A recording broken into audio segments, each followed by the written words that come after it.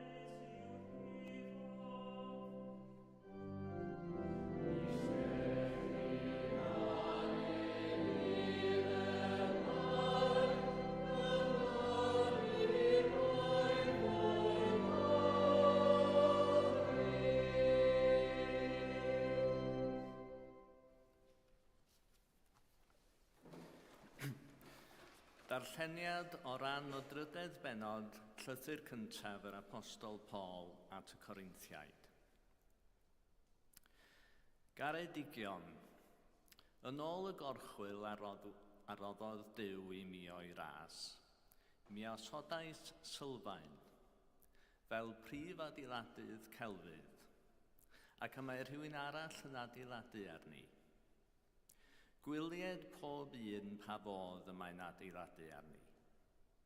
Ni all neb osod sylfaen arall yn lle'r un sydd wedi ei gosod, ac Iesu Grist yw honno. Os bydd i neb adeiladu ar y sylfaen ag aur, arian a meini gwerthfawr, neu a choed, gwair a gwellt, daw gwaith pob un i'r amlwg, oherwydd y dydd a'i dengys.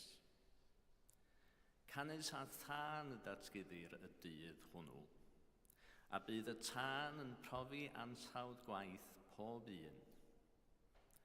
Os bydd y gwaith a adeiladodd rhywun ar y sylfaen yn aros, caiff dal. Os llosgi'r gwaith rhywun, caiff ddwyn y golled, ond fe achubir yr adeiladydd ei hun, ond dim ond megis trwy dân. Clywch air bywyd i'n byd. Diolch a fawr i ti.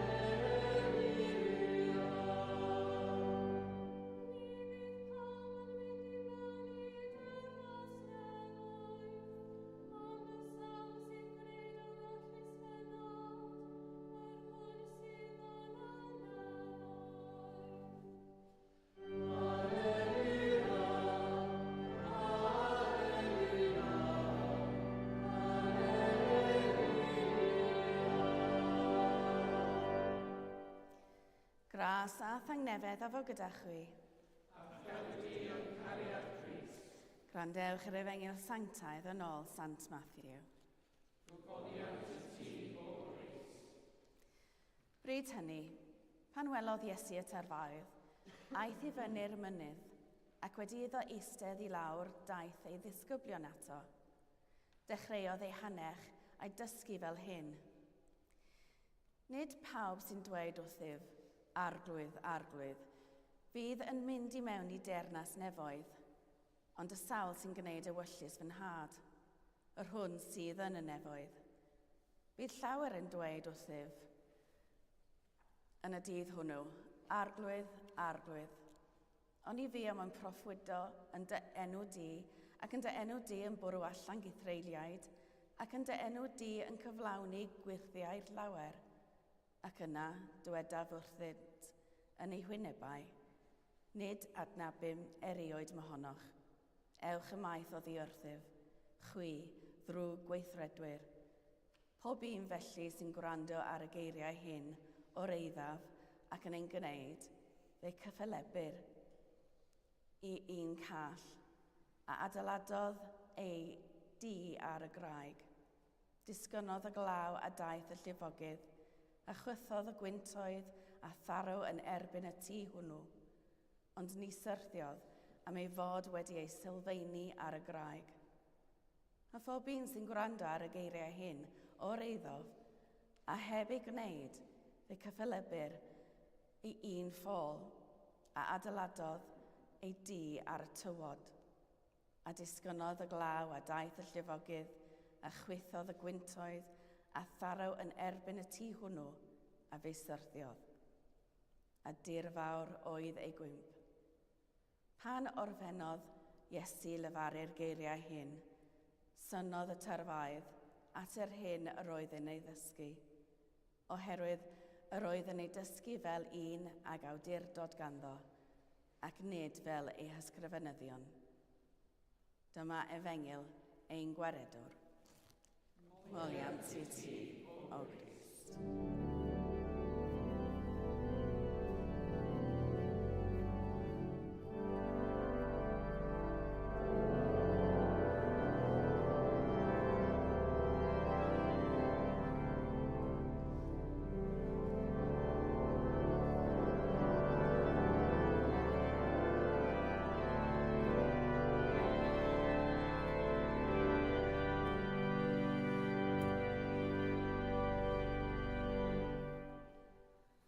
Yn enw'r Tad a'r Mab a'r Ysbryd Glân.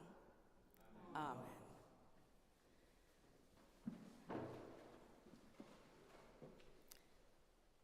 Da ni, fel clerigion, wedi bod yn Rhydychen dros y wythnos diwetha.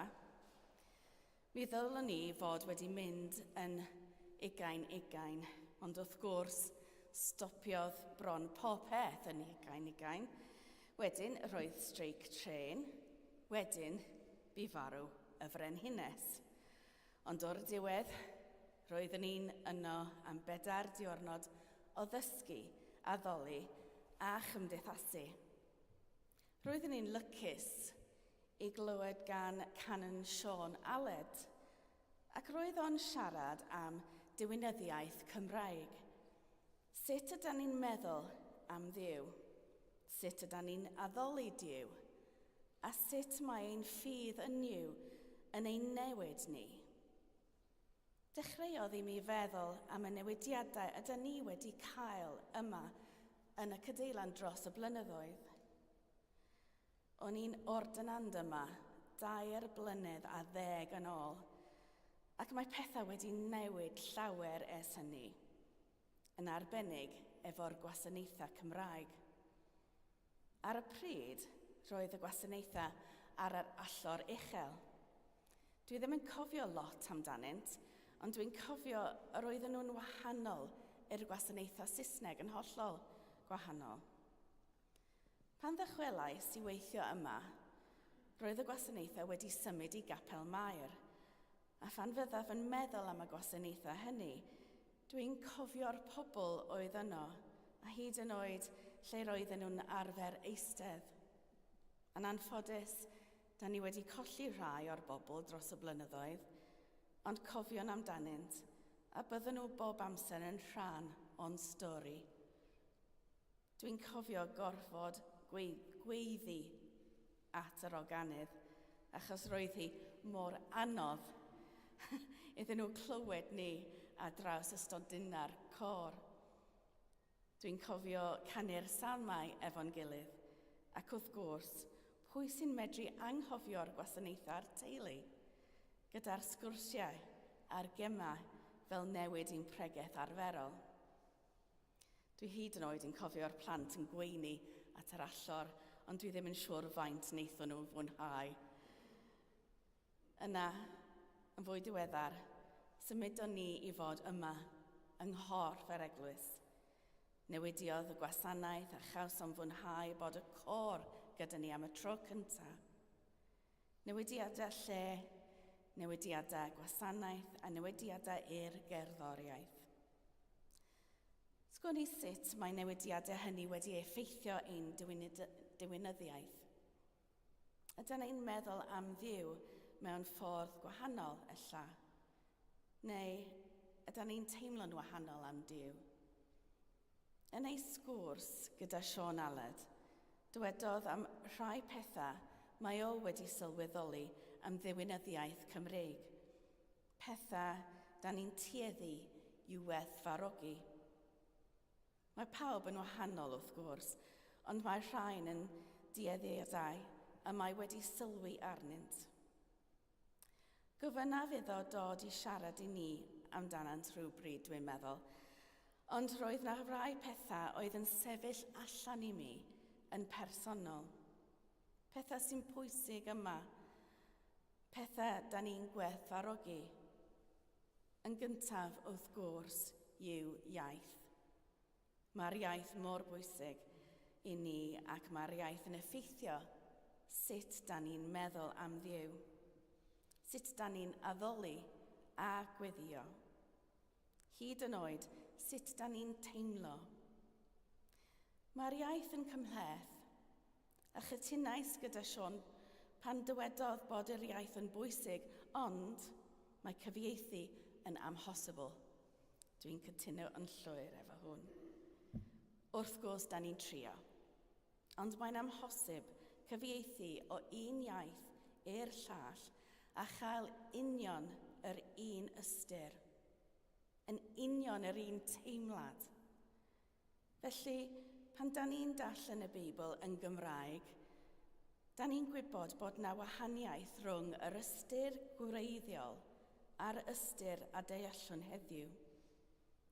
Efallai bod ni'n deall yn well y gap rhwng y Groeg a'r Cymraeg, achos da ni'n cyfieithu yn aml o Gymraeg i Saesneg neu wrth gwrs wyneb. Soniodd hefyd am y bwysigrwydd ein stori ni, ac hefyd hanes y rhai a ddaeth o'n blaen. Y seintiau a'r bobl fel Daniel a Mary Jones sydd wedi llunio stori ein ffydd, ein trysorfa ffydd fel dywedodd John. Mae'r storiau hyn yn siapio sut da ni'n byw ein ffydd heddiw, ac mae'n bwysig i ni ein cadw nhw'n fyw. Ac wrth gwrs, mae cerdd yn bwysig. Cerdd sydd wedi ysgrifennu i lawr a rhai da ni'n canu neu'n gwrando ar. Mae cerddoriaeth yn helpu'r geiriau i suddo'n dwfn i'n heneidiau, ac mae'r ymynwyr yn siapio ei diwinyddiaeth gyda'r geiriau y ddefnyddiant i ddisgrifio ein ffydd. Geiriau da ni'n ein canu dro ar ôl tro. Mae cread hefyd yn effeithio ein ffydd, yn enwedig yma, rhwng y mynyddoedd a'r môr, lle mae byd natur yn ein hamgylchynu. Mae'n anodd peidio chael ei syfyrddannu gan bŵer Duw pan fyddwch wedi'ch amgylchynu gan natur, ei harddwch a'i berygl.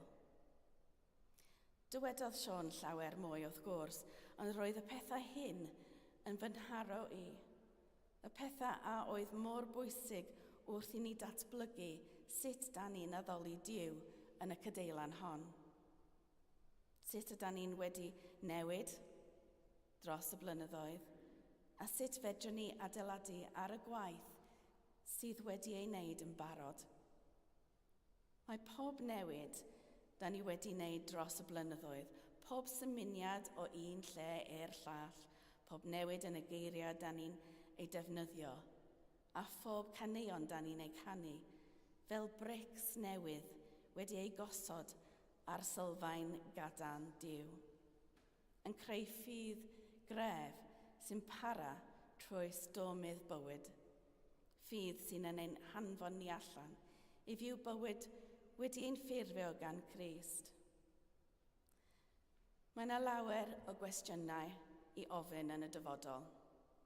Sut ydyn ni'n mynd i ddatblygu? Sut ydyn ni'n dweud y stori i bobl eraill? Sut a beth ddylwn ni ei newid yn y dyfodol i sicrhau bod mwy o bobl Cymru Cymraeg yn clywed y newyddion da am Iesu Grist? Gosododd Iesu'r sylfaen gadarn. Mae eraill wedi adeiladu ar hynny. Beth fyddwn ni'n ei adeiladu nesaf? Beth sydd rhaid i ni newid? Amen.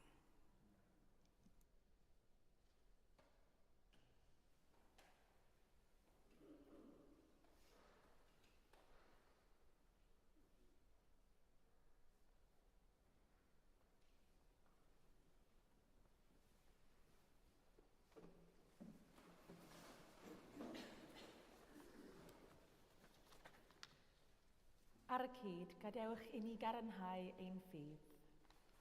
Yr oedd yn credu ac yn ymddiried yn ei dad, ac reol popeth sydd. Yr oedd yn credu ac yn ymddiried yn ei fab Iesu Grist, a reol ddylogwydd. Yr oedd yn credu ac yn ymddiried yn ei ysbryd glân, sy'n rhoi bywyd i bobl byd. Yr oedd yn credu ac yn ymddiried yn ei Dduw, Dad, Mab ac Ysbryd Glân.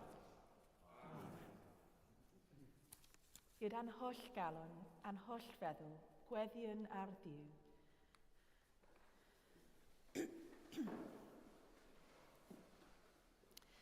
Mewn tangnefedd, gweddiwn ar yr arglwydd. O Dduw creawdwr a chynhalwyr pawb, gweddiwn dros bobloedd o bob llwyth ac ym mhob math o angen. Hysbysad y ffyrdd ar y ddaear, dy allu a chybol ymhlith yr holl genedloedd. Arglwydd yn dy drigaredd, gwrando ein gweddi. Gweddiwn dros Andrew ein harch esgob a David esgob Benlli. Gweddiwn dros heddwch, cenhadaeth ac undod yr eglwys, dros bawb sy'n cyhoeddi'r efengil a phawb sy'n chwilio am y gwirionedd. Arglwydd yn dy drigaredd, gwrando ein gweddi. Gweddiwn dros pawb sydd mewn perygl, galar neu unrhyw fath o drallod. A fi gofyn yn enwedig am Ukraine, Gaza, Lebanon, Israel. Arglwydd yn dy drigaredd, gwrando ein gweddi. Cyflwynwn eithriadol ymgeledd y rhai hynny sydd mewn pryder neu argyfwng corff, meddwl neu ysbryd. Cysura a chynorthwya hwy yn ei hangen. Dyro iddynt ymynedd yn ei dioddofedau gan ddwyn daioni a holl helbylon. A fi gofyn yn enwedig am Angela Williams o Ffeiriad, Dimitro, John Good, Anna, Mia Headley, Brian, Katrina, Joshua, Eileen Galvin, John Watkin-Jones a Helen Lincoln.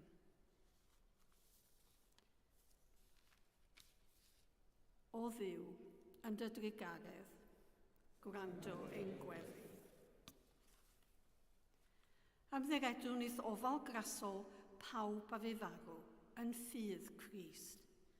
Caniatáu ni gyd i ni gyda hwy gyfran yn dy deyrnas. Yn enwedig fe gofiwn am Edgar Owen, John Thompson, Bill Lovelock, Jessica, Peter Lewis o Ffeiriad a Dominic Hart. A Norma Swear, efo'i gwyl gorffa. Gorffwys tregwyddol dyro iddynt o Dduw a llywyrched goleuni gwastadol arnynt. Gorffwysfed hwy mewn tangnefedd a chyfodi mewn gogoniant. Arglwydd, gwrando ar weddion dy bobl, a nertha ni wneud dywyllus, trwy Iesu Grist ein harglwydd. Amen. Da tygurog. Derbyn y gweddiau hyn, mwyn dy fab ein gwaredwr Iesu Grist. Amen.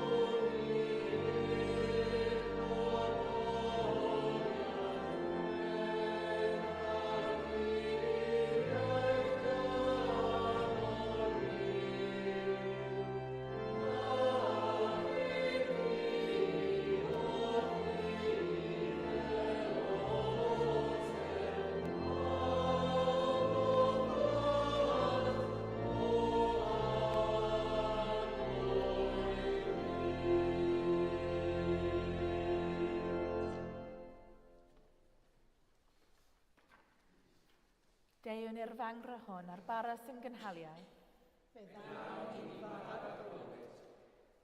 Deiwn i'r fangre hon ar gwyn sy'n myneiddio.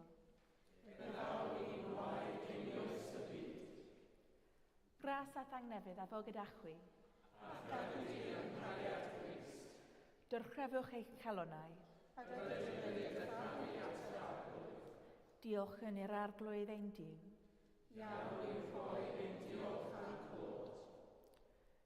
Iawn yn wir, ein dyletswydd a'n llawenydd bob amser ac ym mhob lle, yw diolch i ti, Dad Sanctaidd, holl alluog a bythfoel ddiw, trwy Iesu Grist ein harglwydd.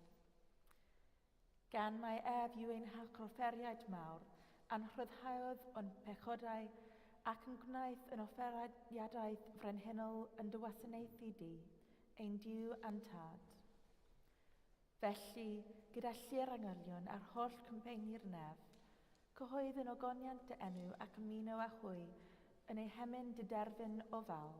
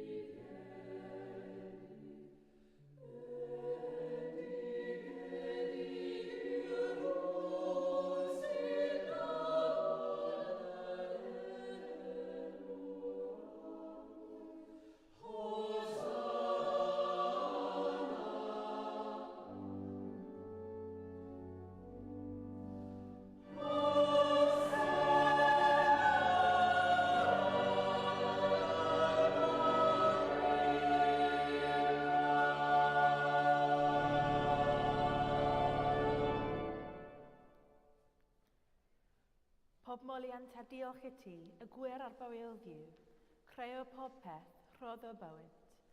Lluniais ni ar dy ddelo dy hun, ond yr ydym ni wedi dyfwyno ddelo honno, a serddion bryn o ddogoniant. Rhoddwn ddiolch i ti am anfon dy fab, i rannu ein bywyd ni, fe hildiais dy farwolaeth fel y cael byd ei achub, a atgyfodi o ddiolch y merw, fel y bywyd ni fyw ynddo ef, ac yntau yn omninau. Sancteiddio a ddosbryd, y bara hwn a'r gwyn hwn, dyroddion i ni, fel y bont i ni yn gorff a gwaed, ein iachawdur Iesu Grist. Yn nos y bradocwyd ef, cymerodd fara ac, wedi rhoi diolch, fe torodd a'i roi i'w ddisgyblion, gan ddweud, cymerwch, bwytewch, hwn yw fy ngorff, a roddau drosoch. Gnewch hyn cof amdanaf.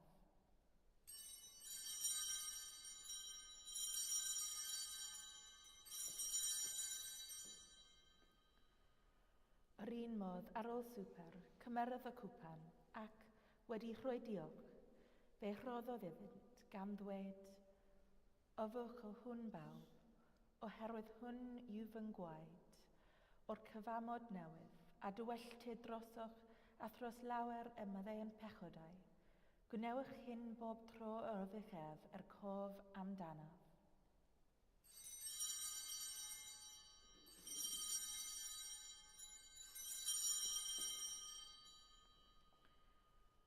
Cyhoeddwn ddirgeledd y ffydd. Fe farw Crist, a syfodol Crist, daw Crist mewn gogoniant. Fel y gochmynodd ef i ni o dad, yr ydym yn cofio Iesu Grist y fab. Gan gyhoeddi ef arwraeth fuddugoliaethus, a chan ymlawnhau yn ei atgyfodiad, a disgwyl iddo ddod mewn gogoniant. Dewn ar bara hwn a'r cwpan hwn i ti, derbyn ein haberth o ddiolch amoliant. Adfer ac adfywyd y holl bobl, adnewydda ni a phawb y gweddion trostynt a thras a phendydd nefel, a derbyn ni yn y diwedd, gyrraedd holl saint i'r llawenydd derfyn hwnnw a addawyd i ni gan dy fab ein harglwydd Iesu Grist. Trwyddo ef, gydag ef, ynddo ef, yn undod ar ysbryd glân, eiddod ti, dad holl llyliog, yw pob anrhydedd a gogoniant, yn oes oesoedd.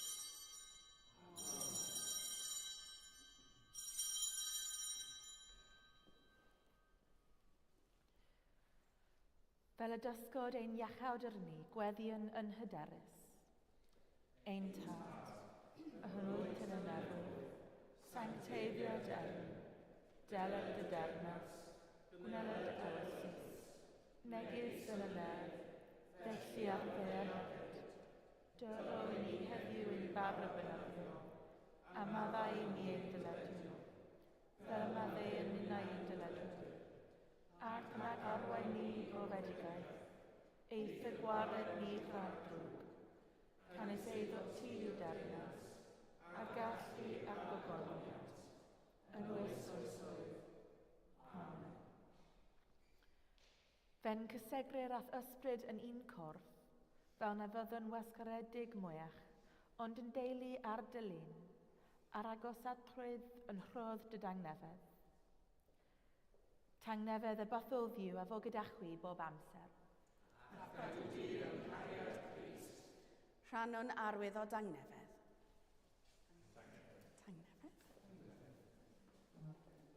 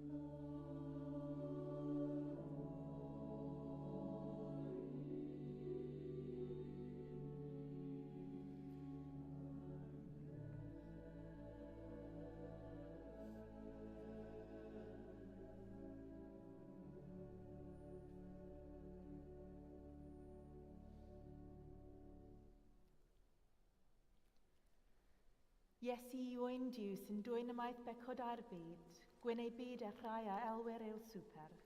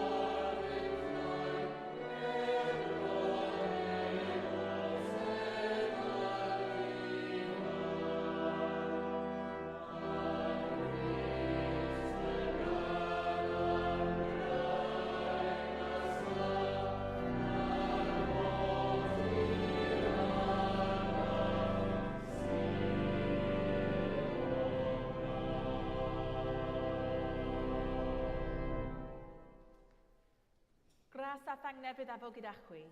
A gadw di yng nghariad Crist.